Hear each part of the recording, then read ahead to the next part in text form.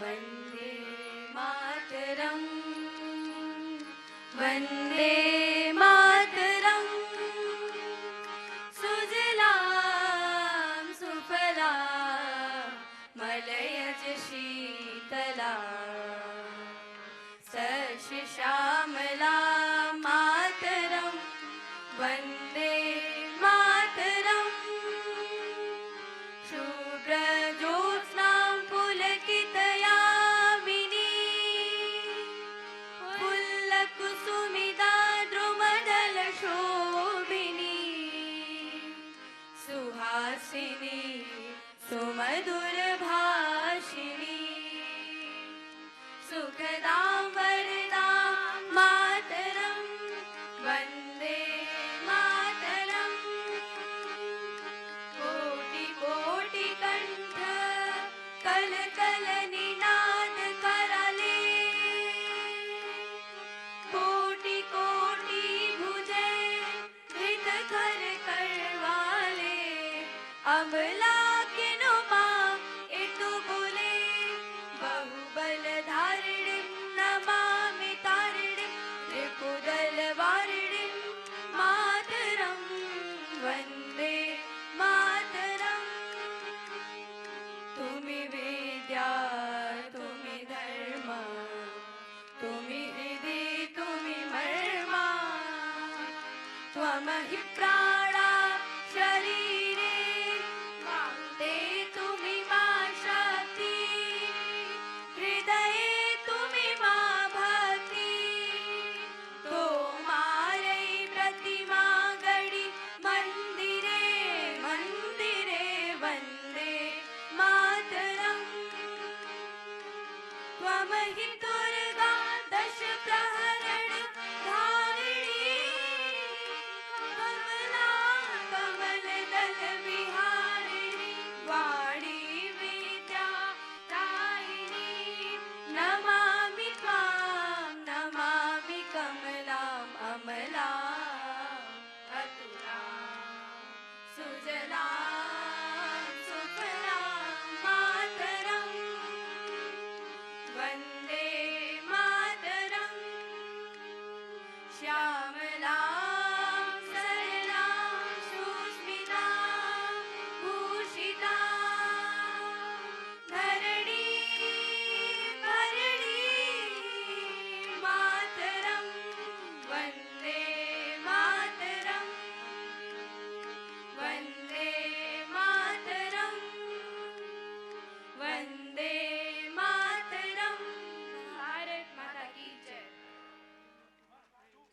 जनगण मन अधिनायक जय हे भारत भाग्य विधाता पंजाब सिंध गुजरात मराठा द्राविड उत्कल बंग विंध्य हिमाचल यमुना गंगा उच्छल जलधि तरंग तब शुभ नामे जागे तब शुभ आशीष मांगे गाहे तब जय गाथा जनगण मंगलदायक जय हे भारत भाग्य विधाता जय हे जय हे जय हे जय जय जय जय हे भारत माता की जय।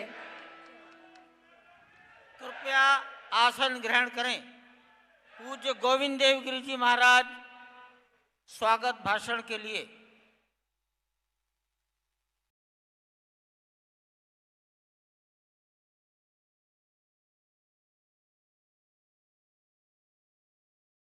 वर्णानाम् अर्थसंघानां रसानां छन्दसामपि मंगलानां च कर्तारौ वन्दे वाणी विनायकौ नमामि सद्गुरुं शान्तं सच्चिदानंद विग्रहं पूर्ण ब्रह्म परानंदम ईशमानंदी वल्लभम रामाय रामभद्राय रामचंद्राय वेदसे रघुनाथाय नाथाय सीताया पतये नमः।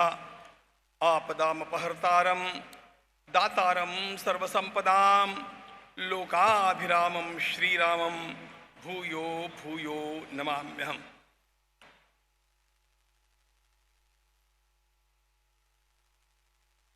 500 वर्षों की प्रतीक्षा के पश्चात आज पुनः भगवती शरयू मैया मचल रही है। अयोध्या का कण कण पुलकित है और हम सब लोग आह्लादित आनंदित हैं।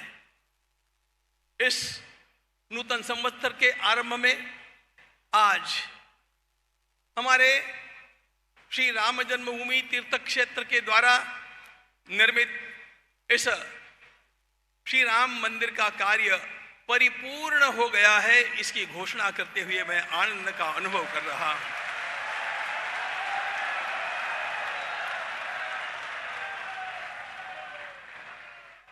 उस अत्यंत रोमांचक क्षण ध्वजारोहण के दिन वास्तव में कार्य पूर्ण हो चुका था, लेकिन पूर्ण होना और परिपूर्ण होना इसमें एक अंतर रह गया था।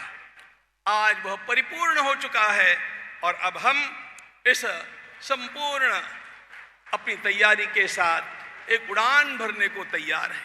क्या उड़ान है बाद में कहेंगे, आज के दिन क्या हुआ इसका केवल उल्लेख करना आवश्यक है। आज भगवान श्री रामलला की प्रतिष्ठा प्रथम तल पर, द्वितीय तल पर राम परिवार की स्थापना हुई और आज तृतीय तल पर, जिसको आप लोग द्वितीय तल कहते हैं, वहां पर श्री राम यंत्र की स्थापना हुई और राम नाम की स्थापना हुई। कांची कामकोटि शंकराचार्य पीठ के जगतगुरु पूज्य श्री विजेंद्र सरस्वती जी महाराज ने एक अतीव सुंदर भव्य दिव्य इस प्रकार का राम यंत्र हम लोगों के लिए भेज करके रखा था।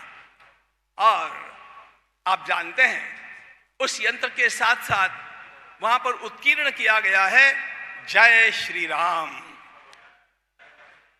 जैसे वंदे मातरम एक हमारी आजादी की लड़ाई में मंत्र बन गया था, उसी प्रकार जय श्री राम भी हमारा राम जन्मभूमि के लिए मंत्र बन चुका था।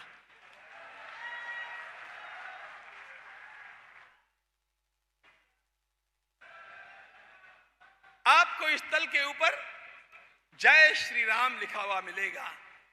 हमारी संत परंपरा ने यह कहा है कि भगवान श्री राम सगुण भी है, भगवान श्री राम निर्गुण भी है और भगवान श्री राम नाम स्वरूप भी है।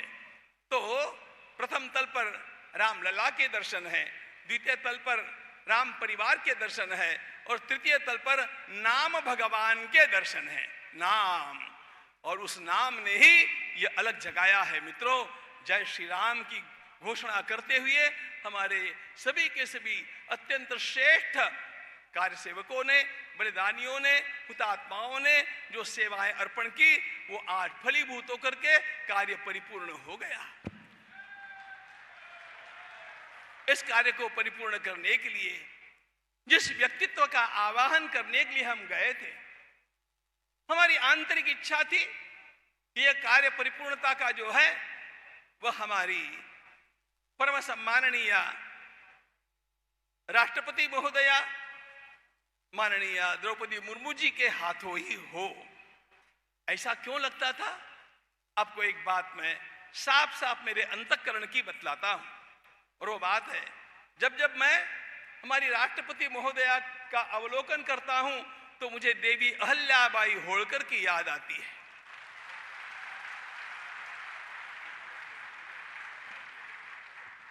मैं महाराष्ट्र के अहिल्यानगर जिले से हूं। रोज रोज अहिल्या देवी को याद करते हैं। उस एक देवी ने, उस एक माता ने पूरे देश में भक्ति का अलग जगाया। आप जहां भी जाएंगे वहां पर देवी अहल्या जी के द्वारा बनाए गए मंदिर मिलेंगे, प्याऊ मिलेंगे, घाट मिलेंगे, अनेक निर्माण मिलेंगे। जैसे उन्होंने निर्माण करके और इस धर्म की सेवा की, उसी प्रकार इस राष्ट्र की सेवा के लिए हमारी राष्ट्रपति महोदया स्थान स्थान पर जाकर के जो देव दर्शन करती है, देव पूजन करती है, वह सबके लिए प्रेरणा का स्थान बन गया है। और इसलिए आपको देखते हुए मुझे देवी अहल्याबाई की याद आती है। और इसलिए मैं अत्यंत अंतःकरण पूर्वक हमारे न्यास की ओर से सर्वप्रथम परम सम्माननीय राष्ट्रपति महोदया का स्वागत करता हूं, अभिनंदन करता हूं कि आपने आकर के अपने पवित्र कर कमलों से इस कार्य को पूर्ण किया। इस कार्य को पूर्ण करने के लिए उनके द्वारा किए गए इस महान परिपूर्ण यज्ञ की इस मंगलमयी बेला में हमारी सम्माननीय राज्यपाल महोदया भी पधारी, उनका भी हार्दिक अभिनंदन है, स्वागत है। आज पधारी है संपूर्ण विश्व को अपने वात्सल्य के दायरे में लेकर के।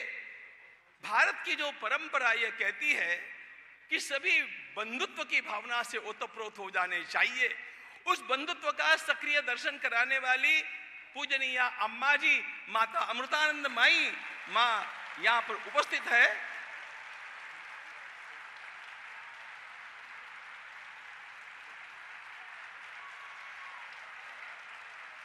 उनके विराजमान रहने से ही, उनकी उपस्थिति से ही हमारे भीतर चेतना आ गई और ऐसा लगा कि वास्तव में आज वो सुनहरा दिन हम लोगों ने देखा है। हमारे सर्वत्र यशस्वी पूज्य गोरक्षपीठाधीश्वर और माननीय मुख्यमंत्री महोदय योगी आदित्यनाथ जी महाराज तो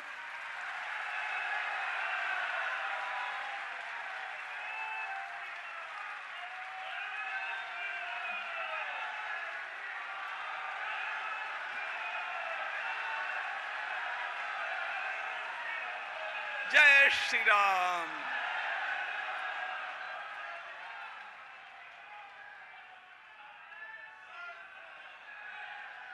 वास्तव में इस संपूर्ण उपक्रम के, इस आयोजन के सही यजमान तो हमारे माननीय मुख्यमंत्री महोदय है, क्योंकि उन्होंने स्वयं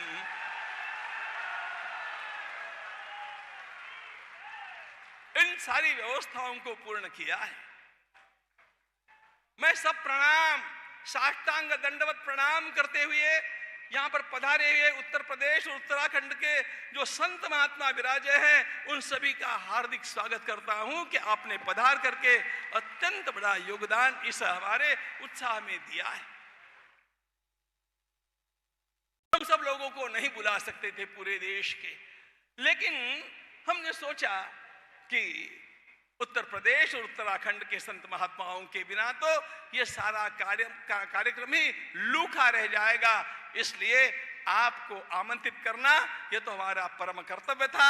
आपने पधारने की कृपा की, आपका हार्दिक अभिनंदन और स्वागत है। स्वागत है उन सारे संघ परिवार के कार्यकर्ताओं का जिनके अथक प्रयास से,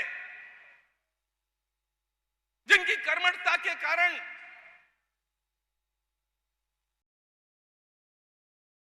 जिनके पूरे संघर्ष में जीवन की बाजी लगाने की प्रतिज्ञा के कारण राम मंदिर पूरा हुआ है, वे सारे संघ परिवार के कार्यकर्ता जो यहां पर पधारे हैं, हम आपका अभिनंदन और स्वागत करते हैं।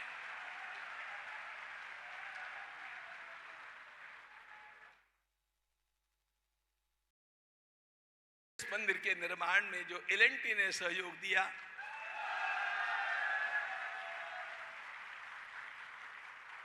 टाटा के TCE ने सहयोग दिया, सोमपुरा परिवार ने सहयोग दिया, उन सबका अभिनंदन करने के लिए हमने यहां पर आज उनको आमंत्रित किया है।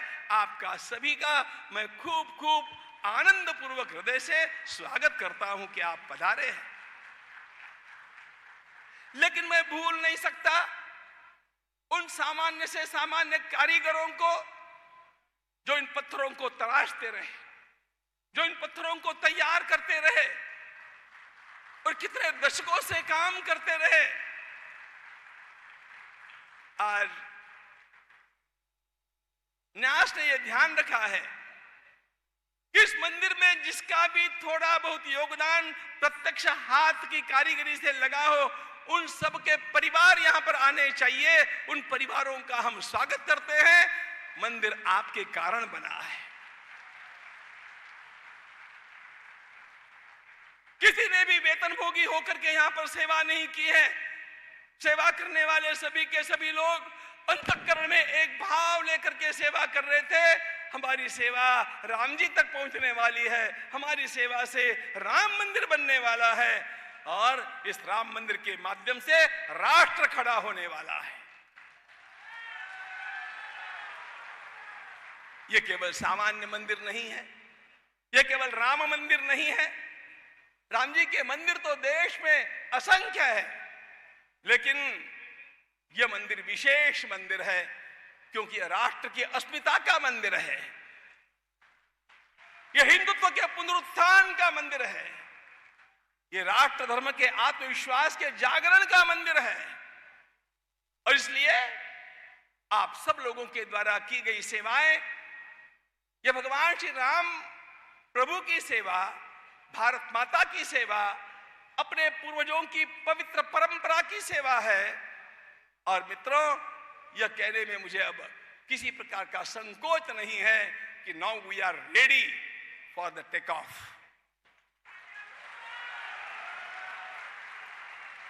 What kind of takeoff we are going to have? मंच तैयार हो गया, अब टेक ऑफ करना है। रनवे तैयार हो गया, अब टेक ऑफ करना है। मंदिर तो बन गया, अब राम राज्य भी लाना है, उसके लिए हम लोगों को टेक ऑफ करना है। राम राज्य विश्व के कल्याण का राज्य है, राम राज्य भारतीय अस्मिता का राज्य है, राम राज्य नैतिकता का राज्य है, राम राज्य शोषण रहितता का राज्य है, राम राज्य समानता का राज्य है और राम राज्य सभी के उत्थान का राज्य है। हमारा भारतवर्ष उस दिशा में अत्यंत वेग से अग्रसर हो रहा है और इसलिए जब मैं माननीय राष्ट्रपति महोदया से संकल्प करवा रहा था, मैं केवल उनके करकमल को नहीं देख रहा था, मैं ये देख रहा था हर भारतीय का हाथ वहां पर है और सब मिलकर के प्रतिज्ञा कर रहे हैं, संकल्प कर रहे हैं कि हम लोग भारत के उत्कर्ष के लिए और विश्व के कल्याण के लिए हमारा शुभारंभ करेंगे। बाधाएं अब भी आती रहेगी, बाधाएं विश्व भर में आती है, लेकिन जब राम जी की और हनुमान जी की शक्ति जगी है तो ये बाधाएं दूर होकर के रहेगी और सारी की सारी बाधाएं चकनाचूर होगी। ये उथल पुथल उत्ताल लहर, ये उथल पुथल उत्ताल लहर पथ से न डिगाने पाएगी, पथवार चलाते जाएंगे, मंजिल आएगी आएगी, मंजिल आएगी आएगी। जय श्री राम।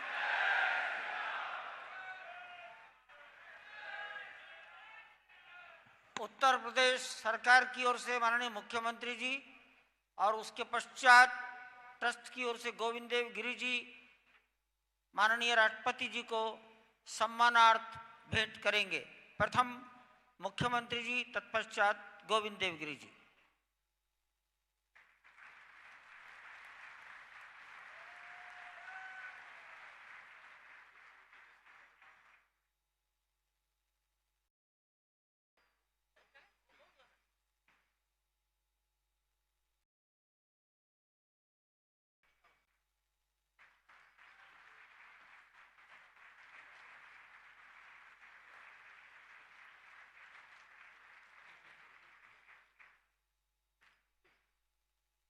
माता अमृतानंदमयी जी, अम्मा जी आशीर्वाद प्रदान करेंगी।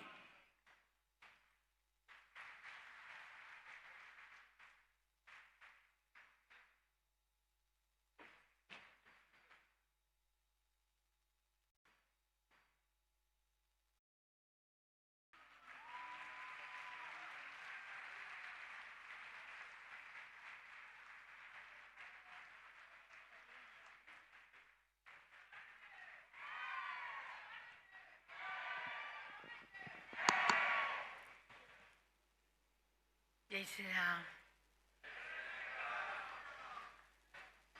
പ്രേമസ്വരൂപം ആത്മസ്വരൂപളായിരിക്കുന്ന എല്ലാവർക്കും നമസ്കാരം. ഭഗവാൻ ശ്രീരാമചന്ദ്രൻ്റെ പാദപത്മങ്ങളിലും ആ പാദം പതിഞ്ഞ ഈ മണ്ണിലും അമ്മ നമസ്കരിക്കുന്നു.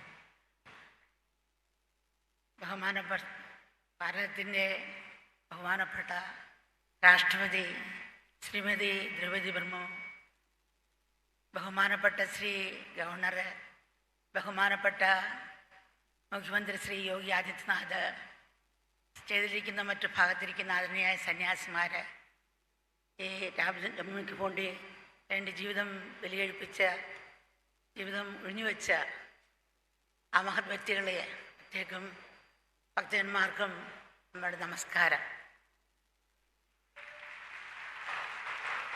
ഈ പവിത്രമായ രാമജന്മഭൂമിയിൽ എനിക്ക് വേണ്ടി പങ്കെടുക്കാൻ കഴിഞ്ഞതിൽ എനിക്ക് വളരെ സന്തോഷമുണ്ട്.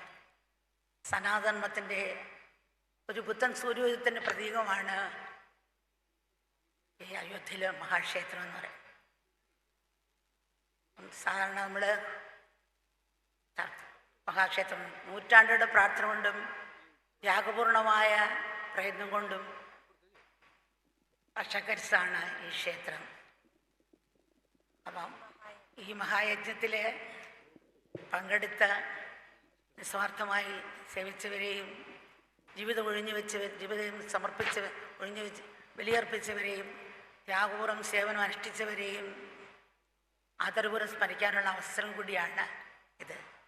മഹത്തായ ഭാരത സംസ്കാരത്തിൻ്റെ ഒളിമങ്ങാത്ത ഋഷീശ്വരന്മാരുടെയും പൂർണ്ണതയാണ് ഭഗവാൻ ശ്രീരാമചന്ദ്രൻ.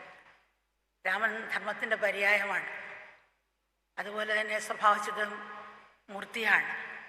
ലോകജീവിതത്തിൽ പുലർത്തേണ്ട കുലമഹിമയുടെയും മര്യാദയുടെയും അതുല്യമായ മാതൃകയാണ് അവിടുന്ന്.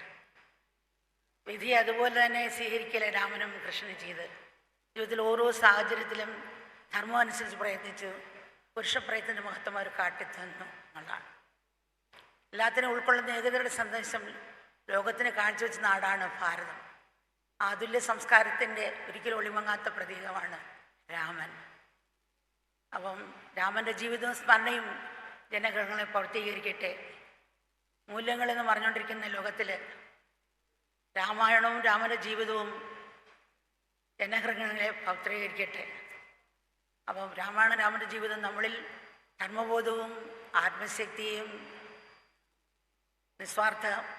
കർമ്മത്തിൽ നിസ്വാർത്ഥം നിർത്താൻ സഹായിക്കട്ടെ എന്ന് നമ്മൾ പ്രാർത്ഥിക്കുകയാണ്. നമ്മൾ ഇത് പറയുമ്പം നമ്മുടെ ആശ്രമത്തിൽ സംസ്കാരം എന്ന വാക്കിന് കൾച്ചർ എന്ന് പറയും.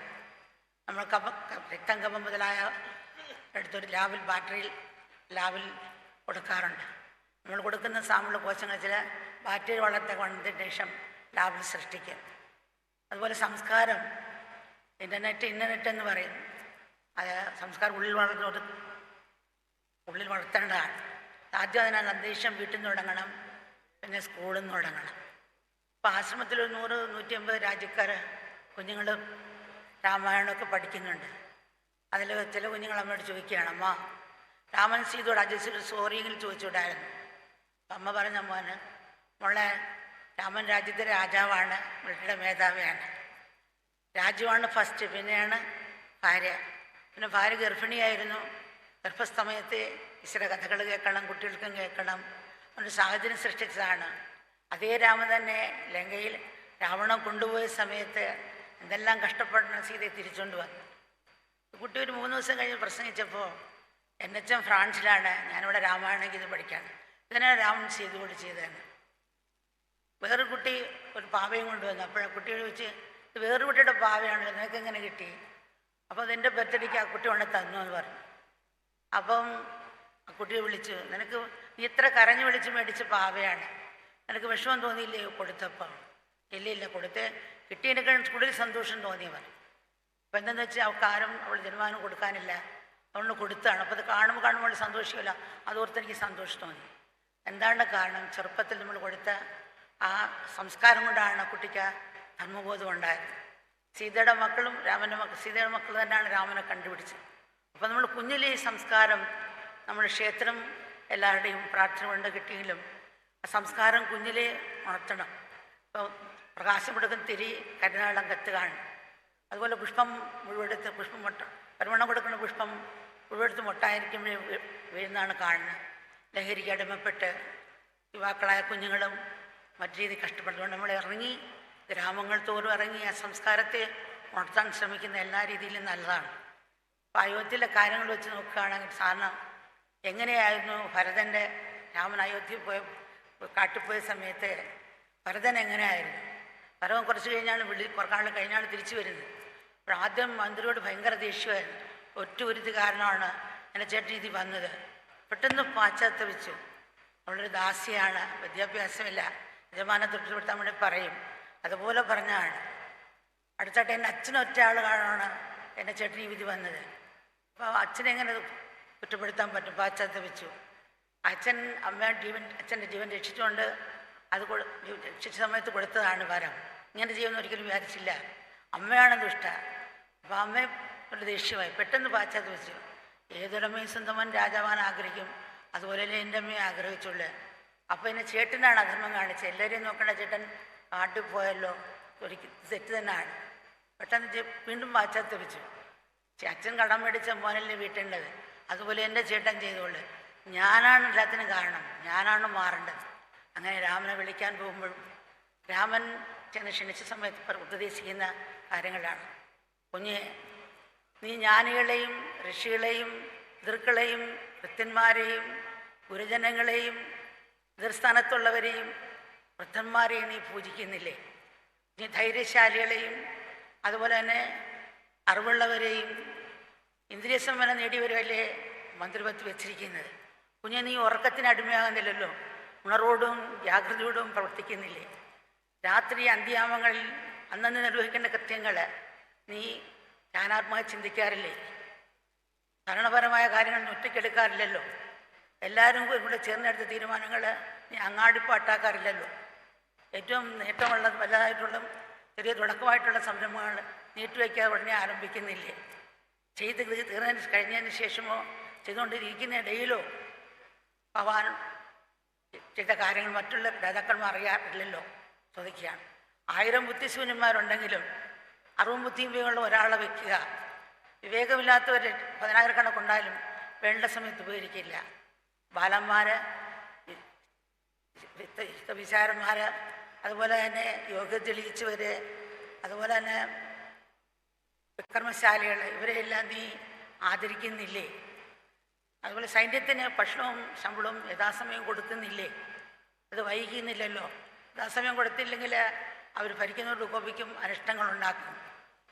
അതുപോലെ പിന്നെ പറഞ്ഞ കൃഷിസ്ഥലങ്ങൾ, ക്ഷേത്രങ്ങൾ, ആരാധനകളും നീ കാത്തു സൂക്ഷിക്കുന്നില്ലേ? പൂജകളും ഇപ്രകാരമുള്ള കർമ്മങ്ങളും ഉത്സവങ്ങളും മുടക്കുന്നില്ലല്ലോ. അതുപോലെ കൃഷിസ്ഥലങ്ങൾ യഥാസമയം ഉഴുതുമറിച്ച് കൃത്യസമയത്ത് കൃഷി നടുന്നില്ലേ? നീർത്തടങ്ങൾ, പുഴകൾ, വെള്ളച്ചാലുകൾ എന്നിവയും പശുക്കളെയും നീ സംരക്ഷിക്കുന്നില്ലേ? പിന്നെ ചോദിക്കുന്നത് ചെറുകിട വ്യവസായക്കാരെയും കച്ചവടക്കാരെയും വ്യവസായക്കാരെയും നീ സംരക്ഷിക്കുന്നില്ലേ? പശുക്കളെ സംരക്ഷിക്കുന്നവരാണ്. സ്ത്രീകൾക്കും കുട്ടികൾക്കും വേണ്ട സുരക്ഷയും സ്വാതന്ത്ര്യവും നൽകുന്നില്ലേ? കാടുകളും വൃക്ഷങ്ങളെ സംരക്ഷിക്കുന്നില്ലേ? ധനത്തിൻ്റെ വരവ് ധാരാളമായും ചിലവ് ചുരുങ്ങാൻ ചുരുക്കുന്നില്ലേ? ഭണ്ഡാരത്തിന് പണം തെറ്റായ രീതിയിൽ ചിലവാക്കുന്നില്ലല്ലോ. ജനങ്ങളുമായി സമ്പർക്കം പുലർത്തുകയും അവരുടെ പ്രശ്നങ്ങൾ നേരിട്ട് പരിഹരിക്കുകയും ചെയ്യുന്നില്ലേ? അയൽരാജ്യക്കാരുമായിട്ട് നീ ബന്ധം പുലർത്താറില്ലേ?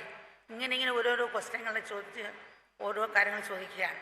നമ്മൾ പക്ഷിയെപ്പോലെ പറക്കാൻ, മനുഷ്യപ്പോലെ നീന്താൻ പഠിച്ച് മനുഷ്യപ്പോലെ നടക്കാനും ജീവിക്കാനും മറന്നുപോയി.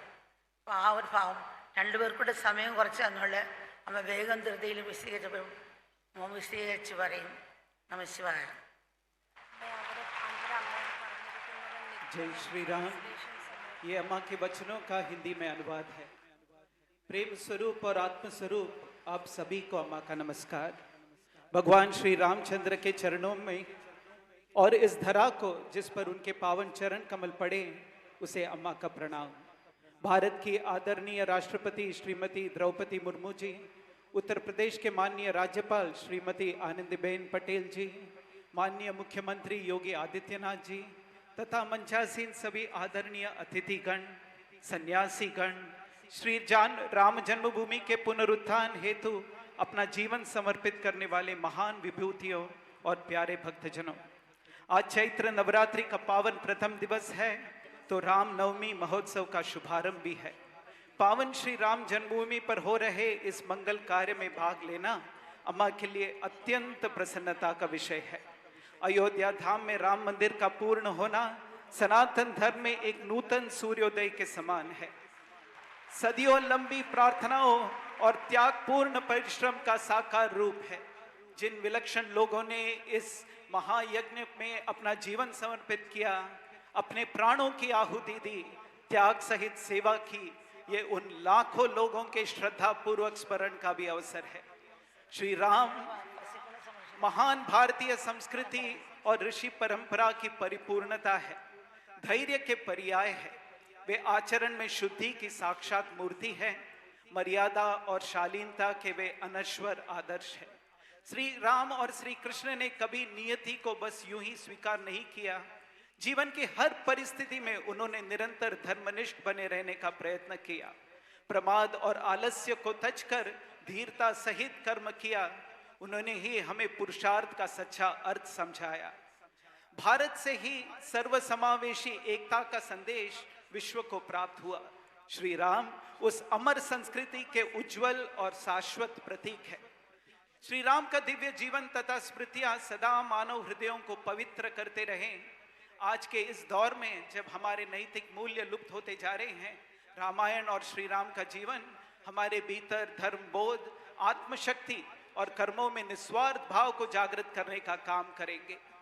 धर्म की सबसे बड़ी विशेषता यह है कि यह हमें बाहरी मतभेदों से ऊपर उठकर हर परिस्थिति को बिना पूर्वाग्रहों के देखना सिखाता है। जहां दृष्टि या सृष्टि में कोई दोष नहीं रह जाता, द्वेष, क्रोध या शिकायत नहीं होती। भरत जी के मनोभाव को देखें। जब श्री राम जी के वन गमन के पश्चात अयोध्या पहुंचे और वस्तुस्थिति को जाना तो बहुत क्रुद्ध हुए, पर फिर भरत विचार करने लगे, वास्तव में दोषी है कौन? मंथरा। मंथरा तो माता कैकेयी की सेविका मात्र है। उसने यदि अपनी स्वामिनी की चाटुकारिता की तो मैं उसे कैसे दोषी मानूं? क्या मेरे पिता राजा दशरथ दोषी हैं? पिता इतना क्रूर कैसे हो सकता है? लेकिन उन्होंने भी अपने जीवन की रक्षा के बदले दिया वचन ही तो निभाया, तो पिता को भी कैसे मैं दोषी मानूं? तो क्या मेरी माँ दोषी है? वो इतनी निष्ठुर कैसे? लेकिन माँ का प्रेम तो हमेशा अपने बेटे से ही होता है। अतिशय पुत्र मोह के चलते उन्होंने मंत्रा की बात मानी होगी। क्या मेरे बड़े भाई श्री राम का निर्णय गलत था? वो अपने राज्य और सिंहासन को छोड़कर वन कैसे चले गए? पर उन्होंने भी पिताजी के वचन का पालन ही किया। पिता यदि जीते जी ऋण न चुका पाए तो उसे चुकाना बेटे का ही धर्म है, तो मैं अपने भाई को कैसे दोष दूं? इस तरह गहन विचार करने पर भरत ने उन सभी को दोष मुक्त पाया और इस निर्णय पर पहुंचे कि वास्तव में कोई भी दोषी नहीं है। यदि मैं यहाँ होता तो ये सब होता ही नहीं, मैं ही इन सब का कारण हूँ। दूसरों को अपनी समस्याओं का कारण मानना कभी भी स्वतंत्रता, आनंद या शांति का मार्ग नहीं हो सकता। जीवन में आने वाली हर परिस्थिति और घटना को जिम्मेदारी स्वयं लेने का साहस हमारे भीतर होना चाहिए। राम जी से मिलकर जब भरत वन से अयोध्या लौटने लगे तो श्री राम ने उन्हें सुशासन संबंधी कुछ प्रश्न किए। श्री राम के यही प्रश्न राम राज्य के महान आदर्श का आधार बने। श्री राम ने भरत से पूछा, क्या तुम ब्राह्मणों, ऋषियों, बुजुर्गों, देवताओं और पूर्वजों का उचित सम्मान करते हो? क्या तुमने वीर, ज्ञानी और अपने इंद्रियों पर नियंत्रण रखने वाले लोगों को मंत्री पद पर नियुक्त किया है? कहीं तुम निद्रा के दास तो नहीं हो? तुम सजगता और सतर्कता के साथ काम कर रहे हो ना? क्या तुम रात के अंतिम पहर में अपने दैनिक कर्तव्यों का विवेचन करते हो? तुम प्रशासन के फैसले अकेले तो नहीं लेते? मुझे विश्वास है कि तुम कई लोगों से सलाह लेने के बाद ही आगे बढ़ते हो। तुम जो भी बड़े फैसले लेते हो उनकी जानकारी अन्य राजाओं को नहीं मिलती है ना? मुझे विश्वास है कि काम पूरा होने के बाद या लगभग पूरा होने की अवस्था में ही मिलती होगी। मुझे आशा है कि तुम स्थिर और सतत विकास की ओर ले जाने वाले छोटे छोटे उद्यमों को प्रारंभ करने में तत्पर रहते हो। क्या तुम सैनिकों को उनका वेतन और राशन समय पर देते हो? क्योंकि सैनिकों को समय पर वेतन न मिले तो शासक से क्रोधित होकर अनर्थ कर सकते हैं। क्या तुम मंदिरों और पूजा स्थलों का उचित परिपालन कर रहे हो? मुझे आशा है कि तुम सभी पारंपरिक पूजाएं और अनुष्ठान कर रहे हो और सभी त्योहार मना रहे हो। क्या कृषि और किसानों को तुम्हारा पूरा सहयोग मिल रहा है? क्या तुम तालाबों, झीलों और जल स्रोतों का संरक्षण कर रहे हो? क्या पशुओं की रक्षा हो रही है? क्या लघु व्यापारियों और उद्यमियों को आवश्यक मदद और सुरक्षा मिल रही है? क्या तुम महिलाओं और बच्चों को पूरी सुरक्षा दे रहे हो? क्या जंगलों और पेड़ों की रक्षा हो रही है? क्या तुम राज्य की आय को सही कार्यों में लगा रहे हो और खर्च सीमित रख पा रहे हो? क्या तुम जनता से सीधा मिलकर उनकी समस्याओं को समझ रहे हो? क्या तुमने पड़ोसी राज्यों के साथ अच्छे संबंध बनाए हैं? श्री राम के ऐसे कई प्रश्न पूछे। ये मात्र प्रश्न नहीं, बल्कि एक राजा के लिए प्रजा के कल्याण, सुरक्षा और राज्य के समग्र विकास को सुनिश्चित करने के स्पष्ट निर्देश थे। ये केवल त्रेता युग के लिए नहीं, बल्कि आज के युग और विश्व के हर शासक के लिए मार्गदर्शक सिद्धांत है। अम्मा को बहुत खुशी है कि हमारे प्रधानमंत्री श्री नरेंद्र मोदी जी भगवान श्री राम द्वारा भारत को सुझाई गई इन सभी पहलुओं को लागू करने के लिए सर्वोत्तम प्रयास कर रहे हैं। संस्कार शब्द को अंग्रेजी में कल्चर कहा जाता है। जब हम रक्त या कफ आदि का सैंपल प्रयोगशाला में देते हैं तो उसे कल्चर करने के लिए रखा जाता है। प्रयोगशाला में ऐसा अनुकूल वातावरण होता है जिसमें उन सैंपल्स में अणुजीव या बैक्टीरिया हो तो विकसित होने लगते हैं। उसी प्रकार कुछ अच्छे गुणों के अंतः विकास का नाम है संस्कार। हमें अपने घरों और शिक्षण संस्थाओं में ऐसा अनुकूल आध्यात्मिक वातावरण तैयार करना चाहिए ताकि बच्चों में अच्छे संस्कार पनप सके। वैज्ञानिक कहते हैं कि मनुष्य का स्वभाव उसके जीन्स के अनुसार ढलता है, लेकिन अम्मा को लगता है कि इसमें हमारे आसपास के वातावरण और परिस्थितियों का भी बड़ा योगदान होता है। आजकल के बच्चे इंटरनेट में ज्यादा रहते हैं, संस्कार ही उन्हें इनर नेट से जोड़ता है। ये राम यंत्र भी उसी ज्ञान का प्रतीक है जो हमें बाहर के इंटरनेट से आंतरिक इंटरनेट की ओर ले जाता है। अम्मा के आश्रम में 150 देशों से आए भक्त परिवार समेत रहते हैं। उनके बच्चे कई अलग अलग भाषाएं बोलते हैं, फिर भी आश्रम के वातावरण में पल बढ़कर उन्होंने सहज ही यहाँ के नैतिक मूल्यों को अपना लिया। इससे उन्हें जीवन को स्पष्टता से देखने और सही गलत की पहचान करने में मदद मिली है। अम्मा कुछ घटनाएं सुनाएंगी। पश्चिम से आई एक छोटी बच्ची ने अम्मा से पूछा, अम्मा क्या भगवान श्री राम का अपनी गर्भवती पत्नी सीता को जंगल में छोड़ना क्रूरता नहीं थी? कम से कम वे सॉरी तो कह सकते थे। अम्मा ने उसे समझाया कि श्री राम राजा थे। एक धर्मपरायण राजा के लिए राज्य सर्वोपरि होता है, परिवार गौण, क्योंकि राज्य सुरक्षित होगा तभी प्रजा सुरक्षित होगी। भगवान श्री राम अपनी सेना के सेनापति भी थे। युद्ध के समय एक सेनापति का धर्म युद्ध भूमि में राज्य की रक्षा करना होता है। वह उस समय अपने घर परिवार में तल्लीन नहीं रह सकता। यूं भी भारतीय संस्कृति में मान्यता है कि गर्भवती महिला को भगवान के नाम और महिमा का श्रवण करना चाहिए ताकि उसका मन प्रसन्न रहे। गर्भ में पल रहे बच्चे को भी इन आध्यात्मिक स्पंदनों का लाभ मिलता है। इसलिए श्री राम ने ऐसी स्थिति बनाई ताकि सीता भी गर्भावस्था का समय वाल्मीकि आश्रम के अत्यंत आध्यात्मिक और पवित्र वातावरण में बिताए। 3 दिन बाद वही छोटी बच्ची एक भाषण में कह रही थी, मेरे पिता फ्रांस में है, मैं अपनी माँ के साथ अमृतपुरी अम्मा के आश्रम में रहती हूँ, जिसके कारण मुझे रामायण और गीता जैसे ग्रंथ पढ़ने का अवसर मिल रहा है, बिल्कुल वैसे जैसे श्री राम ने अपनी पत्नी और बच्चों को वाल्मीकि आश्रम में रहने के लिए भेजा था। एक अन्य बच्चे ने पूछा, अम्मा जब कौरवों की सभा में द्रौपदी का चीरहरण हो रहा था तब क्या भीष्म पितामह का चुप रहना गलत नहीं था? अम्मा ने कहा, हमें महाभारत के इन सभी पात्रों से महत्वपूर्ण सीख मिलती है। भीष्म अतीत से बंधे थे। उन्होंने अपने पिता को आजीवन ब्रह्मचारी रहकर कुरुवंश के सिंहासन के प्रति अटूट निष्ठा का वचन दिया था, किंतु वह ये देखने में विफल रहे कि वर्तमान में हो क्या रहा है। ये हमारे लिए सीख है कि हम अतीत में उलझे न रहें बल्कि वर्तमान में जिए। वर्तमान में रहकर किए गए कर्म हमारे भविष्य को अपने आप सुरक्षित कर देगा। जब बच्चों को ऐसी शिक्षा बचपन से ही मिलेगी तो उनमें सब जीवों के प्रति करुणा अपने आप विकसित होगी। आश्रम की एक बच्ची ने बड़ा हटकर अपने माता पिता को एक गुड़िया दिलाने पर विवश कर दिया, लेकिन कुछ ही दिन बाद उसने वह गुड़िया अपनी सहेली को जन्मदिन पर दे दी। जब अम्मा ने उससे पूछा, बेटी तुमने अपनी सबसे प्यारी गुड़िया दे दी, तुम्हें दुख नहीं हुआ? उसने बड़ी सरलता से कहा, अम्मा उसकी माँ नहीं है, उसे ऐसी गुड़िया कौन दिलाता? मुझे इसे पाकर जितनी खुशी हुई थी उससे कहीं ज्यादा खुशी उसे देने में हुई, और जब भी मैं ये याद करती हूँ मेरी खुशी और बढ़ जाती है।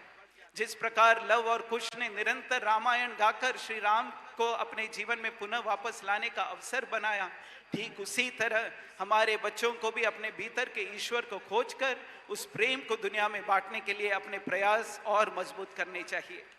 दुर्भाग्यवश आज युवाओं और बच्चों में नशीले पदार्थों का बढ़ता सेवन युद्ध से भी अधिक भयंकर है। ये वैसा है जैसे वो कलियां जो खिलकर सुंदर फूल बन सकती थी, पर वो कीड़ों से संक्रमित होकर खिलने से पहले ही नष्ट हो जाती है। इससे बचने का एकमात्र उपाय है कि बचपन से ही बच्चों में अच्छे संस्कार विकसित किए जाए। आज मनुष्य ने पक्षियों की तरह उड़ना और मछलियों की तरह तैरना तो सीख लिया, लेकिन वह एक इंसान की तरह चलना और जीना भूल गया है। यदि ये मानव जन्म केवल खाने पीने सोने और प्रजनन के लिए ही उपयोग किया जाए तो एक मनुष्य और एक केंचुए में कोई अंतर नहीं रहेगा। केंचुआ तो कम से कम प्रकृति को नष्ट नहीं करता बल्कि मिट्टी की उर्वरता बढ़ाता है। दूसरी ओर मनुष्य जीवित रहते हुए लगातार प्रकृति से लेते रहते हैं और मृत्यु के बाद भी चाहे शरीर को दफनाया जाए या दाह संस्कार किया जाए, हम प्रकृति को कुछ न कुछ नुकसान पहुंचाते हैं। जहां भी कछुआ रेंगता है रेत पर निशान छोड़ जाता है, उसी तरह मृत्यु से पहले हमें भी सत्कर्मों की छाप छोड़ने का प्रयास करना चाहिए। सनातन धर्म में सृष्टि और सृष्टा भिन्न नहीं है, सृष्टा ही सृष्टि के रूप में विराजता है। जैसे सोने में आभूषण है और आभूषण में सोना, ईशावास्यमिदं सर्वम के तत्व को हमें अपने अनुभव में लाना है। जम्हाई लेने जैसी साधारण क्रिया के लिए भी ईश्वरीय शक्ति की कृपा की आवश्यकता होती है। उस शक्ति के बिना हो सकता है कि हम जम्हाई लेने के लिए अपना मुंह तो खोले लेकिन फिर उसे बंद ही न कर पाए। इसलिए हमें अपने सभी कार्यों के पीछे काम कर रही उस दिव्य शक्ति के प्रति हमेशा जागरूक रहना चाहिए। उस परम शक्ति के सामने समर्पण का भाव विकसित करें। हम अपनी ओर से पुरुषार्थ करें और ईश्वरीय कृपा के लिए प्रार्थना करते रहें। सभी पर भगवान श्री राम की कृपा बनी रहे, इसी प्रार्थना के साथ अम्मा अपने इन शब्दों को परमात्मा के चरणों में अर्पित करती है। ओम अमृतेश्वर्ये नमः। जय श्री राम।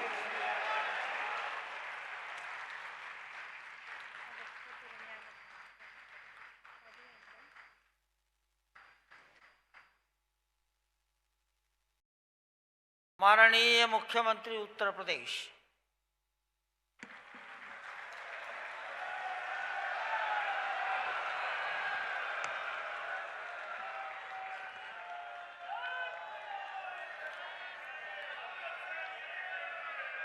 रामाय रामभद्राय रामचंद्राय वेदसे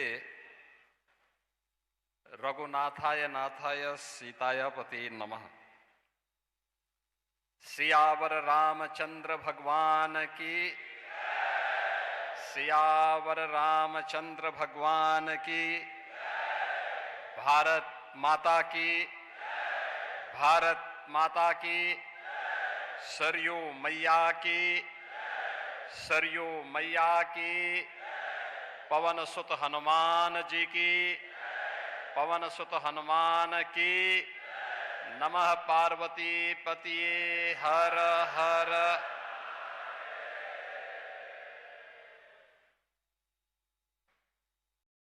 वासंतीय नवरात्रि के प्रतिपदा इस तिथि में जो भारतीय नव संवत्सर की प्रथम तिथि है, मैं सबसे पहले आज के इस समारोह में हमारे बीच में कृपा पूर्वक पधारी भारत गणराज्य की महामहिम राष्ट्रपति आदरणीय श्रीमती द्रौपदी मुर्मू जी का, उत्तर प्रदेश सरकार और आप सभी उत्तर प्रदेश वासियों, उत्तराखंड के आए हुए राम भक्तों की ओर से हृदय से स्वागत करता हूं, अभिनंदन करता हूं। आप सभी को भारतीय नव संवत्सर की हृदय से बधाई और शुभकामनाएं। आज के इस समारोह में उपस्थित उत्तर प्रदेश की माननीय राज्यपाल आदरणीय श्रीमती आनंदीबेन पटेल जी, अत्यंत आध्यात्मिक विदुषी पूज्य माता अमृता नंदमयी जी, राष्ट्रीय स्वयंसेवक संघ के वरिष्ठ स्वयंसेवक आदरणीय भैया जी, श्री राम जन्मभूमि तीर्थ क्षेत्र ट्रस्ट के कोषाध्यक्ष पूज्य स्वामी गोविंद देव गिरी जी, देश के कोने कोने से पधारे हमारे सभी पूज्य संतजन, श्री राम जन्मभूमि आंदोलन और उसके उपरांत प्रभु श्री राम के इस भव्य मंदिर निर्माण के इस पावन अभियान के साथ जुड़े हुए सभी हमारे राम भक्तगण, उपस्थित बहनों और भाइयों, आज भारतीय नव संवत्सर का प्रथम तिथि और श्री राम जन्मभूमि के परिपूर्ण होने के उपलक्ष्य में श्री राम यंत्र की स्थापना के इस कार्यक्रम में आदरणीय राष्ट्रपति जी का सानिध्य प्राप्त हो रहा है। आप सभी आध्यात्मिक विभूतियों का सानिध्य यहां प्राप्त हो रहा है। मैं इस अवसर पर आदरणीय राष्ट्रपति जी का, पूजनीय अम्मा जी का, प्रदेश की माननीय राज्यपाल जी का और आप सभी पूज्य संतों का, सभी विभूतियों का मैं उत्तर प्रदेश सरकार और उत्तर प्रदेश के नागरिकों की ओर से हृदय से स्वागत और अभिनंदन करता हूं।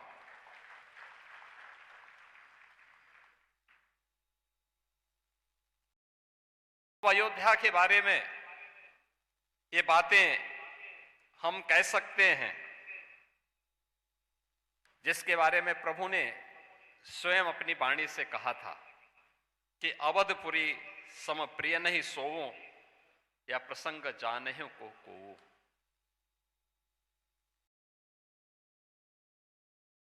जन्म भूमि मम पुरी सहावनी, उत्तर दिशि बह सरयू पावने। आप सोचो, सरयू मैया तभी से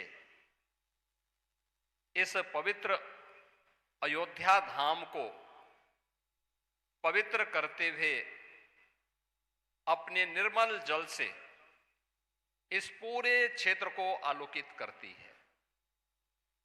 और आज सचमुच आदरणीय प्रधानमंत्री जी के यशस्वी मार्गदर्शन और नेतृत्व में श्री राम जन्मभूमि मंदिर निर्माण के लिए भूमि पूजन का कार्यक्रम हो, श्री रामलला के प्राण प्रतिष्ठा का कार्यक्रम रहा हो, श्री राम जन्मभूमि में राम दरबार के विग्रह की, पवित्र विग्रह की स्थापना का कार्यक्रम रहा हो, या फिर श्री राम जन्मभूमि में मंदिर निर्माण के कार्य के पूर्ण होने के उपलक्ष्य में ध्वजा आरोहण के कार्यक्रम और आज परिपूर्ण होने के उपलक्ष्य में श्री राम मंदिर में श्री राम यंत्र की स्थापना का एक कार्यक्रम हर सनातन धर्मावलंबी को और हर सच्चे भारतीय को यह आनंद से विभोर कर देता है। यही तो भारत की आस्था है, जिस आस्था को पहले अंधविश्वास कह करके अपमानित किया गया था। या अपमानित करने वाले वही लोग हैं जो उत्तर प्रदेश या देश की सत्ता में रहते थे। अपनी सत्ता को बचाने के लिए वे नोएडा नहीं जाते थे, वह उनके लिए अंधविश्वास और रूढ़िवादी नहीं था। लेकिन राम मंदिर की बात करना, काशी में काशी विश्वनाथ धाम के निर्माण की बात करना और कृष्ण कन्हैया के मथुरा वृंदावन की बात करना उनके लिए अंधविश्वास का पर्याय था। लेकिन आज हम सब गौरव की अनुभूति कर सकते हैं जो दुनिया में कहीं नहीं हुआ। 500 वर्षों के बाद जो आस्था 500 वर्षों तक निरंतर बनी रही, तमाम विप्लव को झेलती रही, संघर्षों पर संघर्ष का मुकाबला करती रही, लेकिन वह आस्था कभी रुकी नहीं, कभी डिगी नहीं, कभी झुकी नहीं। वह संघर्ष, वह सत्ता किसी की भी रही हो, वह सत्ता के खिलाफ वह संघर्ष जो इस आस्था को अपमानित करती थी, उसके खिलाफ ये संघर्ष निरंतर जारी रहा। और अंततः वह दिन आ रहा है जब अयोध्या, आज का ये अयोध्या इस रूप में हम सबके सामने है। अयोध्या में राम मंदिर के निर्माण के बारे में जो बात यहां पर अभी पूज्य गोविंद देव गिरि जी महाराज ने कहा, ये केवल राम जन्मभूमि पर प्रभु श्री राम का भव्य मंदिर ही नहीं है, ये भारत के राष्ट्र मंदिर का एक प्रतीक बन गया है और राम राज्य की आधारशिला भी है। आज आपको भारत के अंदर देखने को मिल रहा होगा, राम राज्य बैठे त्रिलोका, हर्षित भये गए सब लोका। शोका बैरुन कर काहू सन कोई, राम प्रताप विषमता कोई। वर्णाश्रम निज निज धर्म, निरत वेद पथ लोक, चलहि सदा पावहि सुखहि, नहीं भय शोक न रोग। बहनों और भाइयों, दुनिया में वर्तमान में तमाम युद्ध चल रहे हैं, अव्यवस्था है, आर्थिक अराजकता है, भय है, दहशत है, और हम भारत में अयोध्या धाम में भय मुक्त होकर के हजारों की संख्या में राष्ट्रपति जी के अभिवादन के लिए श्री राम यंत्र की स्थापना के इस कार्यक्रम में सहभागी बनकर के राम राज्य की अनुभूति का एहसास कर रहे हैं। यही तो है जिसके बारे में कहा जाता है कि भारत भारत इसलिए बना है क्योंकि भारत को हमारी ऋषि मुनियों की तपस्या ने, हमारे अन्नदाता किसानों के परिश्रम ने, हमारे कारीगरों की उद्यमिता ने और भारत की आस्था ने सदैव एक भारत श्रेष्ठ भारत के रूप में बनाए रखा है। और आज श्री राम जन्मभूमि की यज्ञ की पूर्णाहुति के कार्यक्रम के साथ जुड़ करके न केवल आप, न केवल हम, न केवल उत्तर प्रदेश वासी, बल्कि देश और दुनिया में जहां कहीं भी सनातन धर्मावलंबी है, उन सब के मन में आनंद की अत्यंत अनुभूति हो रही होगी। हर व्यक्ति इच्छुक है, क्योंकि हम लोग तो यहाँ की व्यवस्था के साथ, ट्रस्ट के साथ और यहाँ के प्रशासन के साथ जब बराबर संवाद बनाते हैं, पूछते हैं, निरंतर व्यवस्था के बारे में पूछते हैं। आपने देखा होगा उत्तर प्रदेश के अंदर गत वर्ष 2025 में 156 करोड़ श्रद्धालु और पर्यटक उत्तर प्रदेश के आध्यात्मिक और धार्मिक स्थलों की यात्रा करने के लिए आया है। 156 करोड़, दुनिया के अंदर 156 करोड़ श्रद्धालु, दुनिया के अंदर इतनी आबादी किसी देश के पास नहीं है जितने हमारे यहाँ उत्तर प्रदेश में श्री राम जन्मभूमि में, काशी विश्वनाथ धाम में, प्रयागराज महाकुंभ में, मथुरा वृंदावन में दर्शन करने के लिए लोग आए हैं। बहनों और भाइयों, ये नया भारत है और ये बदलता हुआ भारत भी है। अब वर्तमान पीढ़ी जिसके बारे में लोग कहते थे कि ये दिग्भ्रमित है, लेकिन वो दिग्भ्रमित नहीं है, वो सही दिशा में जा रहा है। नया वर्ष मनाता है तो मंदिरों में जाता है, किसी ऐसे टूरिस्ट डेस्टिनेशन में नहीं जाता जहां पर सनातनता के विरोध में कोई कार्य हो रहा हो। आज वो जाता है तो मंदिरों में जाता है, परिवार के साथ जाता है, और यही उसके संस्कार हैं। यहां पर अभी पूजनीय अम्मा जी ने जो बात यहां पर कही है, वह अक्सरशः आज नए भारत में देखने को मिल रही है। मैं इस अवसर पर आदरणीय राष्ट्रपति जी का, पूजनीय माता जी का, आदरणीय राज्यपाल महोदय का और आदरणीय भैया जी का, आप सभी पूज्य संतों का, सभी राम भक्तों का और राम मंदिर निर्माण के इस यज्ञ में जिन भी कारीगरों ने, जिन भी श्रमिकों ने अपना अपना योगदान किया है, उन सब का मैं एक बार फिर से हृदय से अभिनंदन करता हूं। उन सब को मैं हृदय से कोटि कोटि नमन करता हूं। इस पूरे आंदोलन के दौरान जिन पूज्य संतों ने, जिन राम भक्तों ने अपने आप को बलिदान किया, अपनी आहुति दी, श्रद्धेय अशोक सिंघल जी जिनके नेतृत्व में ये पूरा आंदोलन एकजुट होकर के सम विषम परिस्थितियों का सामना करता रहा, इन सब की स्मृतियों को भी नमन करते हुए अपनी वाणी को यहीं पे विराम देता हूं। जय जय श्री राम।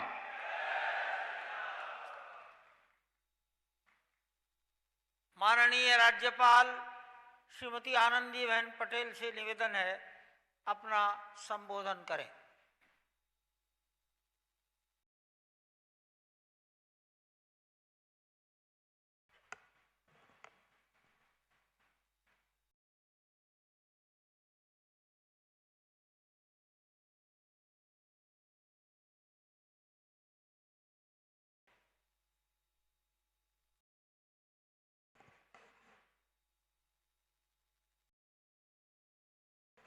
माननीय राष्ट्रपति भारत गणराज्य श्रीमती द्रौपदी मुर्मू जी, माननीय मुख्यमंत्री उत्तर प्रदेश श्री योगी आदित्यनाथ जी, पूज्य माता अमृतानंदमयी, राष्ट्रीय सेवक संघ के प्रमुख सदस्य श्री सुरेश भैया जी, श्री राम जन्मभूमि तीर्थ ट्रस्ट स्वामी गोविंद देव गिरी जी महाराज जी, गणमान्य अतिथिगण, महानुभाव देवी और सज्जनों, आज भारतीय काल गणना के इस प्रथम दिवस पर प्रारंभ हिंदू नव संवत्सर के मंगल क्षण के शुभ अवसर पर हृदय से अभिनंदन करती हूँ। यह नव वर्ष सबके जीवन में नव चेतना, नव ऊर्जा और नव संकल्प का संचार करे। आज इस पावन अवसर पर श्री राम जन्मभूमि तीर्थ क्षेत्र में आयोजित इस पुनीत कार्यक्रम में उपस्थित होकर मेरा मन हर्षित है। यह शुभ और पावन संयोग है कि जब राम मंदिर के द्वितीय तल के गर्भगृह में श्री राम यंत्र की स्थापना जो हो रही है, उसी क्षण हिंदू नववर्ष का प्रथम प्रभात अपने स्वर्णिम आंचल के साथ उदित हो रहा है। अयोध्या भूमि आस्था, श्रद्धा और सनातन संस्कृति की अनंत धारा का जीवंत प्रतीक है, जहाँ प्रत्येक कण में मर्यादा, धर्म और आदर्श की सुगंध व्याप्त है। यह वही भूमि है जहाँ आस्था इतिहास बनती है, जहाँ श्रद्धा संस्कार बनती है और जहाँ भक्ति राष्ट्र की चेतना में परिवर्तित हो जाती है। जब हम अपनी आस्था से जुड़े रहते हैं, जब हम अपनी जड़ों को थामे रखते हैं, जब हम स्वाभिमान के साथ अपनी विरासत का संरक्षण करते हैं, तब केवल हमारी संस्कृति नहीं, हमारी सभ्यता की जड़ें भी अटल और अडिंग हो जाती है। राम मंदिर की प्राण प्रतिष्ठा के ऐतिहासिक अवसर पर माननीय प्रधानमंत्री श्री नरेंद्र मोदी जी ने देव से देश के महान दृष्टिकोण का आह्वान किया था। आज वही दृष्टि राष्ट्र के सांस्कृतिक पुनर्जागरण का आधार बन चुकी है। आज करोड़ों देशवासियों के हृदय में नया विश्वास जागृत हो रहा है, नई ऊर्जा प्रवाहित हो रही है और एक विकसित भारत का स्वप्न साकार होने की ओर अग्रसर है। वह अद्भुत कालखंड, यह अलौकिक वातावरण, वह अविस्मरणीय उत्सव जब मर्यादा पुरुषोत्तम श्री राम लला अयोध्या की पावन धरती पर पुनः विराजमान हो रहे थे, उस दिव्य क्षण की साक्षी बनना मेरे जीवन का परम सौभाग्य है। वह अनुभूति शब्दों की सीमा से परे है, वह भाव जिसे भाषा बांध नहीं सकती, वह उल्लास जिसे अभिव्यक्ति थाम नहीं सकती, उसे तो केवल समय ही अपनी स्मृतियों में संजो सकता है।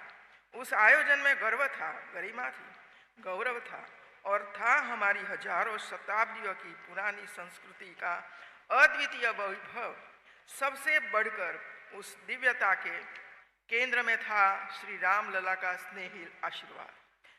भारत आज संकल्पित है अपने गौरव को पुनः विश्व पटल पर प्रतिष्ठित करने के लिए। यह वही भारत है जो विरासत से प्रेरणा लेकर विकास की राह पर अग्रसर है, जो आस्था को आधुनिकता से जोड़ रहा है और जो संस्कृति को प्रगति की आधार बना रहा है। आज अयोध्या वैश्विक चेतना का केंद्र बन चुकी है। यहाँ देश विदेश में श्रद्धालु आ रहे हैं और अपने साथ ले जा रहे भारत की आत्मा का स्पर्श। हमारी सभ्यता का स्वर कभी विजय के अहंकार का नहीं रहा, बल्कि संतुलन के मधुर संगीत का रहा है। यह वह संस्कृति है जो पराजय और पराभव की नहीं, समन्वय और सह-अस्तित्व की बात करती है। हमारी आस्था हमें विभाजन की ओर नहीं ले जाती, वह तो हृदय से द्वार खोलकर प्रेम का दीप जलाती है। हमारी शक्ति विनाश का उन्माद नहीं है, सृजन का संकल्प बनकर प्रकट होती है। भारत वह भूमि है जहाँ शक्ति का अर्थ है सृजन, जहाँ आस्था का अर्थ है करुणा और जहाँ धर्म का सार है समाज को जोड़ना। भारत की संस्कृति ने विश्व को सिखाया वसुधैव कुटुंबकम कि यह समस्त पृथ्वी एक परिवार है। भारत ने यह भी सिखाया सत्यमेव जयते कि अंततः विजय सत्य की होती है। हमारी परंपरा हमें सिखाती है कि आस्था केवल आराधना नहीं बल्कि उत्तरदायित्व भी है। शक्ति केवल सामर्थ्य नहीं बल्कि संरक्षण और सृजन का संकल्प है। यही कारण है कि भारत की आत्मा में भक्ति के साथ सेवा और सेवा के साथ समर्पण का भाव सदैव प्रवाहित रहा है। आज जब हम विकसित भारत 2047 संकल्प की ओर अग्रसर है, तब यह लक्ष्य केवल एक तिथि नहीं बल्कि एक आस्था, एक तपस्या है, एक ऐसा स्वप्न जिसे हमारे युवाओं की ऊर्जा, उनके नवाचार और उनके अटूट विश्वास ने साकार करने का मार्ग प्रशस्त कर दिया है। सच तो ये है कि युवा शक्ति के उत्साह को देखकर प्रतीत होता है कि यह लक्ष्य समय से पहले ही अपनी उपलब्धि का वर्ण होगा। आज का भारत केवल इतिहास का गौरव नहीं बल्कि भविष्य की संभावना भी है। नया भारत चंद्रमा पर तिरंगा लहराकर अपनी वैज्ञानिक क्षमता का उद्घोष करता है। नया भारत सूर्य की ओर बढ़ते हुए आदित्य मिशन के माध्यम से ज्ञान के नए द्वार खोलता है। नया भारत आकाश में तेजस की गति से आत्मनिर्भरता का संदेश देता है और नया भारत सागर में विक्रांत के साथ अपनी सुरक्षा और संप्रभुता का अटल संकल्प प्रकट करता है। यह वही भारत है जो अपनी विरासत पर गर्व करता है, अपनी परंपराओं की पवित्रता को संजोए रखता है और साथ ही आधुनिकता की अनंत संभावना को भी आत्मसात करता है। यहाँ अतीत की गहराई और भविष्य की ऊंचाई दोनों एक साथ चलती हैं। समर्थ और सक्षम भारत का निर्माण केवल नीतियों से नहीं बल्कि नागरिकों के चरित्र से होता है। जब हम भारतीय के भीतर यह भाव जागेगा कि राष्ट्र पहले, तब एक दिव्य भारत का निर्माण होगा। ऐसा भारत जो केवल आर्थिक रूप से नहीं बल्कि सांस्कृतिक, आध्यात्मिक और नैतिक दृष्टि से भी विश्व का पथ प्रदर्शक बनेगा। आइए हम सभी मिलकर यह संकल्प लें कि हम अपनी भक्ति को सेवा में, सेवा को समर्पण में और समर्पण को राष्ट्र निर्माण में रूपांतरित करेंगे। यही भाव, यही ऊर्जा और यही चेतना भारत को न केवल विकसित बल्कि विराट, वैभवशाली और दिव्य भारत बनाएगी। हम निरंतर चलते रहें, अविराम अपने अतीत की जड़ों से जुड़े हुए, अपनी विरासत के गौरव को हृदय में संजोए हुए आधुनिकता को अपनाएं, परंतु अपनी चेतना को विस्मृत न होने दें। प्रगति की ओर बढ़े परंतु अपनी पहचान को खोने न दे। यह आवश्यक है कि हम जागे और जगाते रहें ताकि जन जन में नव चेतना का प्रकाश फैलाता रहे। जब राष्ट्र जागृत होता है तो उसके सपने केवल कल्पना नहीं रहते, वे संकल्प बनते हैं और संकल्प साकार होकर इतिहास रचते। जय श्री राम। धन्यवाद। जय हिंद। जय श्री राम।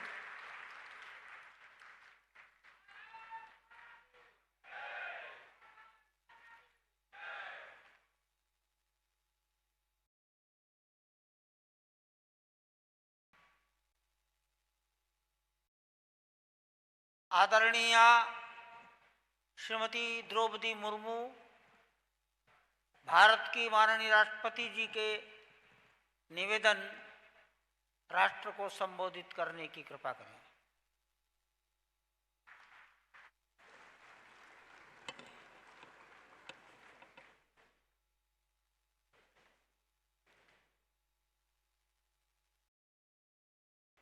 इस समारोह में उपस्थित उत्तर प्रदेश की राज्यपाल श्रीमती आनंदीबेन पटेल जी, मुख्यमंत्री श्री योगी आदित्यनाथ जी, पूज्य माता अमृतानंदमयी जी, श्री सुरेश भैया जी जोशी, राष्ट्रीय स्वयंसेवक संघ, स्वामी गोविंद देव गिरी जी महाराज, कोषाध्यक्ष श्री राम जन्मभूमि तीर्थ क्षेत्र ट्रस्ट, गणमान्य अतिथियों, देवी और स्वजनों, यहाँ उपस्थित सभी संत समाज, जय श्री राम। प्रभु श्री राम ने जिस अयोध्या नगरी में जन्म लिया, उसकी पवित्र धूलि का स्पर्श प्राप्त करना मेरे लिए अत्यंत सौभाग्य की विषय है। स्वयं प्रभु श्री राम ने अपनी इस जन्मभूमि को स्वर्ग से भी श्रेष्ठ बताया था। जननी जन्मभूमिश्च स्वर्गादपि गरीयसी। इसी अयोध्या यानी अवधपुरी और आसपास की लोक भाषा में संत कवि तुलसीदास जी ने श्री रामचरित्र मानस की रचना की थी। मानस में प्रभु श्री राम सीता जी से कहते हैं, यद्यपि सबने वैकुंठों का बखाना किया है तथा वो वेद पुराणों में वर्णित है, जग प्रसिद्ध है, लेकिन वैकुंठ भी मुझे अवधिपुर जैसा प्रिय लगता है। यद्यपि सब वैकुंठ बखाना, वेद पुराण विदित योगु जाना, अवधिपुर सम प्रिय नहीं जाओ सो, ये प्रसंग जानो कौ कौ। ये अयोध्या नगरी सभी राम भक्त के लिए भी सर्वाधिक प्रिय है। राम रावण युद्ध में विजय प्राप्त करने के पश्चात माता सीता और लक्ष्मण जी के साथ प्रभु श्री राम के अयोध्या आगमन का अत्यंत कलात्मक रेखाचित्र हमारे संविधान की हस्तलिखन मूल प्रति में शोभायमान है। ये रेखाचित्र मूल अधिकार के अत्यंत महत्वपूर्ण भाग 3 के आरंभ में दिखाई देता है। मुझे ये देखकर प्रसन्नता हुई है कि इस चित्र के विषय में जानकारी और जागरूकता प्रसारित की जा रही है तथा जनमानस को संवैधानिक आदर्श एवं पवित्र सांस्कृतिक प्रतीकों के साथ जोड़ा जा रहा है।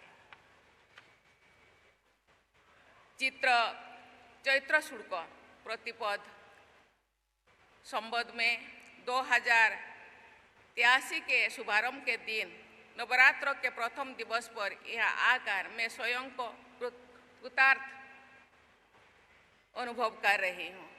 मैं देश विदेश में रहने वाले सभी भारतवासियों और राम भक्तों को नए वर्ष की आत्मिक बधाई देती हूँ। नवरात्रि के अंत में रामनवमी के दिन हम सब प्रभु श्री राम का जन्मोत्सव मनाते हैं। मैं सभी को नवमी तिथि मधुमास पुनीता यानी रामनवमी के दिन मनाए जाने वाले सभी पावन वर्ष की मैं अग्रिम बधाई देती हूँ। इस पवित्र श्री राम जन्मभूमि मंदिर का भूमि पूजन, यहाँ रामलीला के दिव्य विग्रह के प्राण प्रतिष्ठा, राम दरबार का भक्तजनों के लिए खोला जाना तथा मंदिर के शिखर पर धर्म ध्वजारोहण की तिथियां हमारे इतिहास और संस्कृति की स्वर्णिम तिथियां हैं। प्राण प्रतिष्ठा के मर्मस्पर्श अवसर पर मैंने प्रधानमंत्री जी को एक पत्र लिखा था।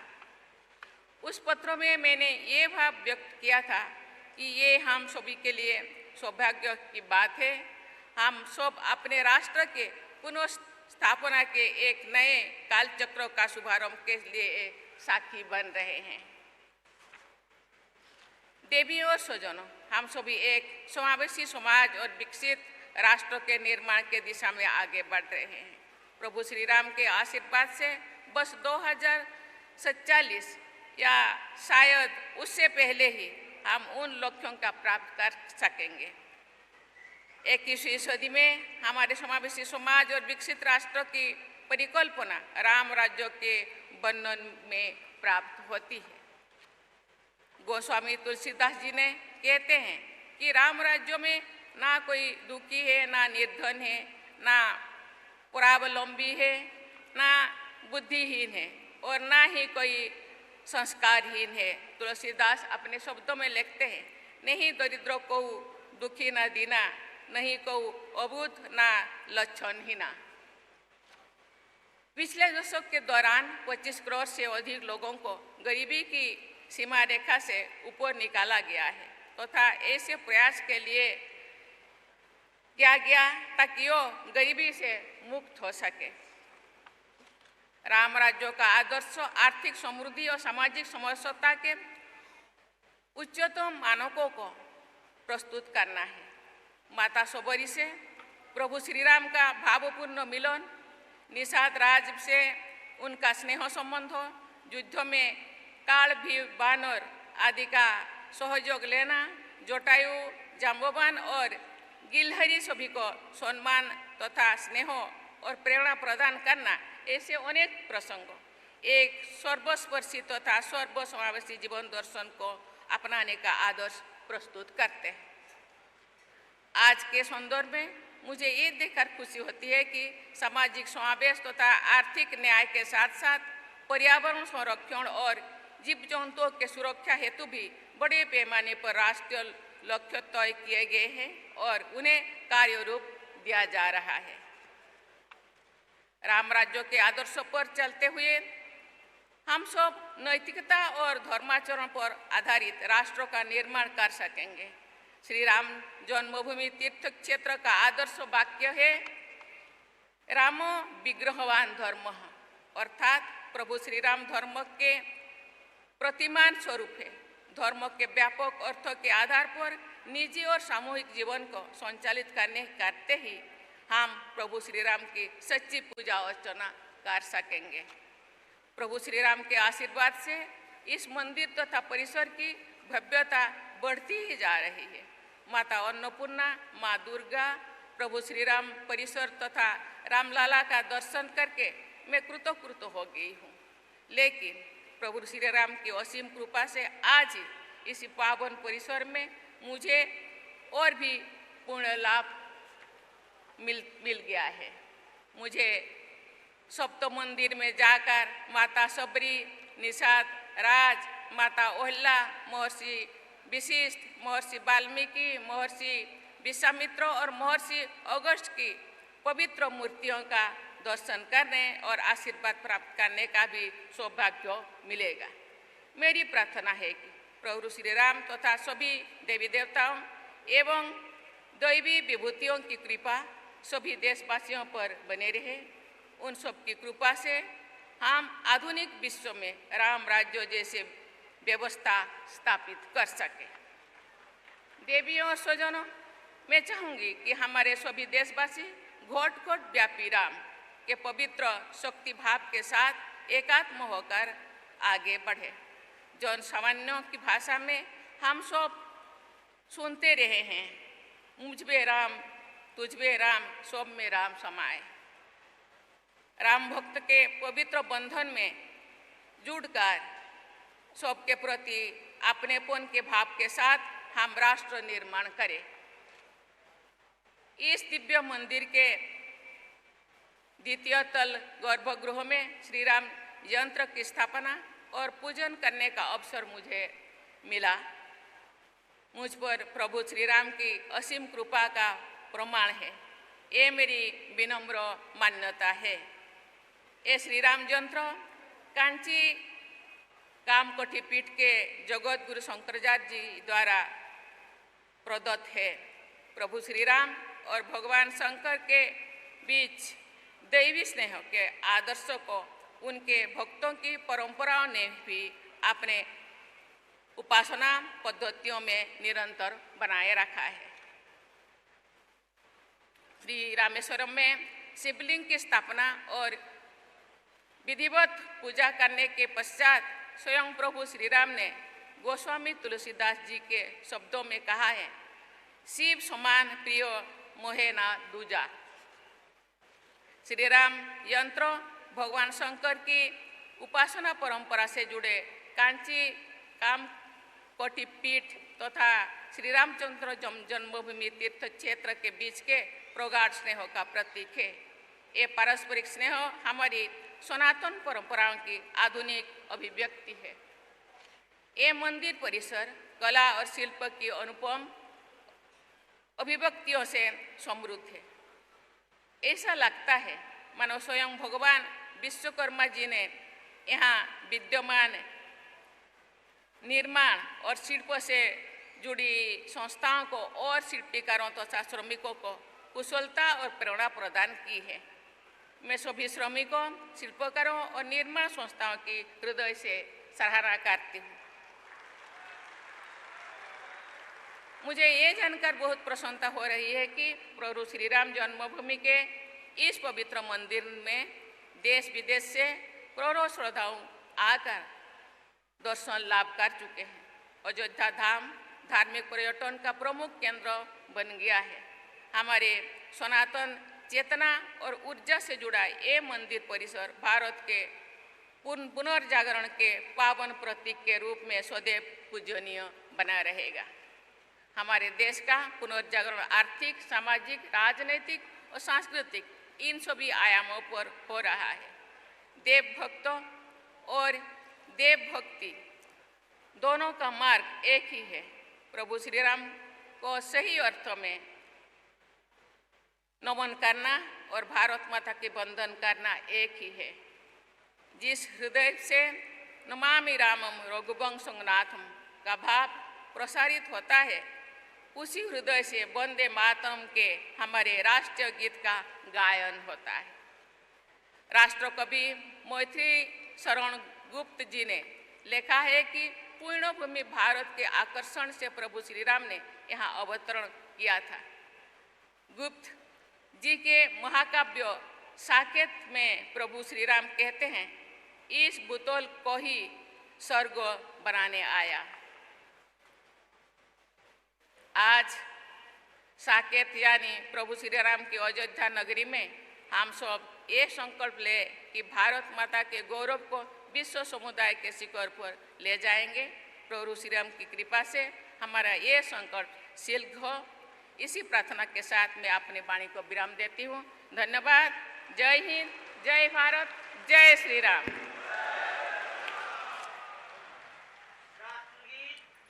राष्ट्रगान के लिए सम्मान में खड़े होने की कृपा करें।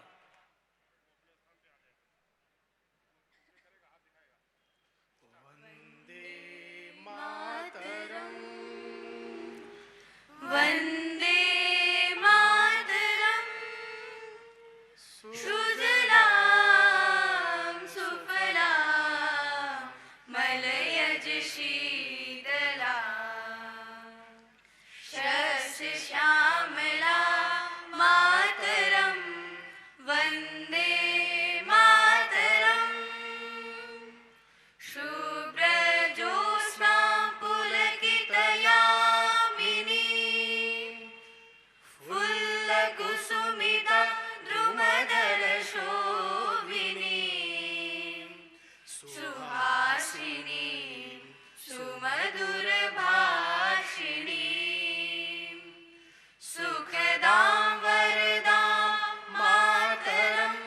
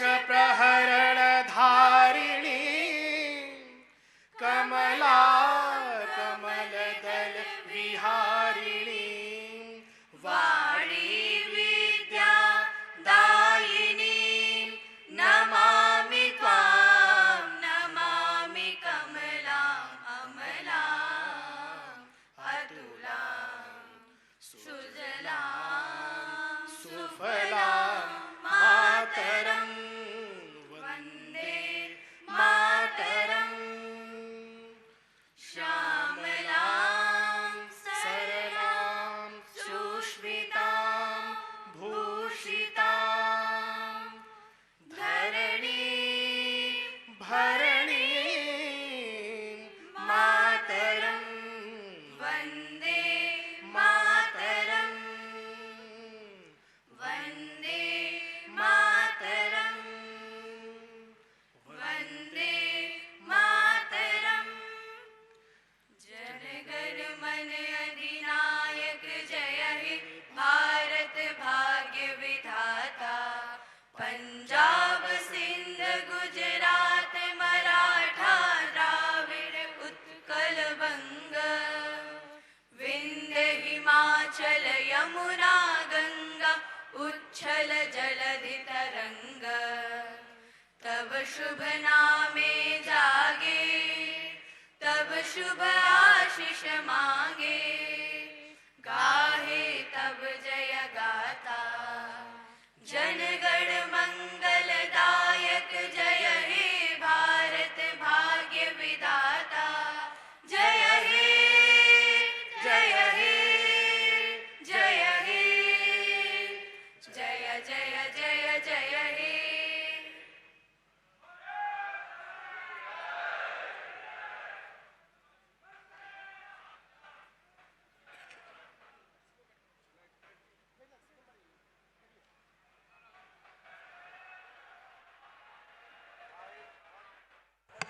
श्री गोपाल जी अगर आवाज सुन रहे हो तो मंच पर आने की कृपा करें। सभी समाज को दर्शन के बारे में तो फिर परम वैष्णव हुए सनम साहब वो अपनी वाणी में कह रहे हैं परस पर